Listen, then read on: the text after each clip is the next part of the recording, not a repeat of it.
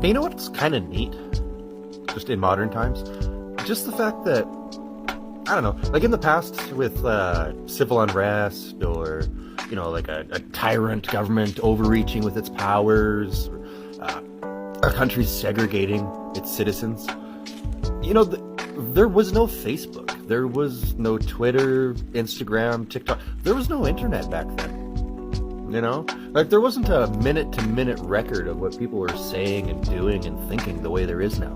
In particular, I kind of wonder about those people on social media, like TikTok creators, who kind of built their brand on that whole segregation, othering thing. Like their whole thing was singling out people that weren't getting with the program, that weren't good, compliant citizens like they should be, and directing hate towards them. Just talking shit about them, implying things about their intelligence, their education, their family, lineage, and, relationship with their mother, perhaps. Doxing them and trying to fuck with their job and personal life out of internet drama bullshit. Kind of dipping into that primitive, simian tribalism. You're either with us or against us. Fear and hate the other. Those monkeys aren't like us and this is our banana tree. Throw your poop at them!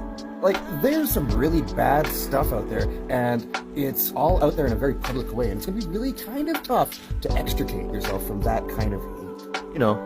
Like by way of example, in conflicts of the past, which I won't bother naming or going into, because they'll either be accused of being non-relevant or cliche. I'll let you fill the blanks in yourself.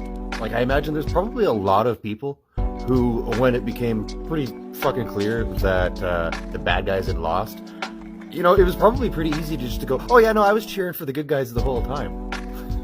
And pretend that you'd always been on the good side and you'd never cheered for the villains. You're morally upstanding just like everybody else. I don't think that's going to be an option anymore. Like this thought occurred to me within the last year and a half to 2 years, just because of some of the really ugly shit that I would hear people say, like the whole plague rat thing. Like, look into the history of that word. It's not pleasant. And when you realize the origin of it, where it comes from, it gives you a bit of insight into the people using it.